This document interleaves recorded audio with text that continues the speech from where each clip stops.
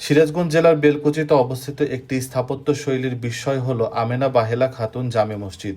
শিল্পপতি মোহাম্মদ আলী সরকার তার মা ও সন্তানের স্মৃতিতে চিরস্মরণীয় করে রাখতে নিজ খরচে এই মসজিদ নির্মাণ করেন।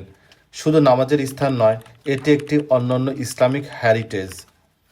মসজিদের নির্মাণে ব্যবহার করা হয়েছে বিদেশ থেকে আনা উন্নত মানের মার্বেল, কাঠ ও কাঁচ। বিশাল গম্বুজ, দুটি মিনার এবং চোখ ধাঁধানো অজুখানা একে করেছে মনোমুগ্ধকর। প্রায় 5,000 মুসল্লি একসাথে নামাজ আদায় করতে পারেন এইখানে। আধুনিক স্থাপত্য আর প্রাচ্যের আধ্যাত্মিকতার এক চমৎকার মিশেল এই মসজিদ। যারা ইসলামিক স্থাপত্য, পর্যটন বা ধর্মীয় ইতিহাস ভালোবাসেন, তাদের জন্য এটি একেবারে না ঘুরে আসা যায় না। রমজানে এখানে বিশেষ আয়োজন, জুমায় জনস্রোত আর রাতের বেলায় আলোকিত দৃশ্য সব মিলিয়ে এক অভাবনীয় অভিজ্ঞতা। এটা শুধু একটি মসজিদ নয়, বরং একটি অনুভবযোগ্য সৌন্দর্য।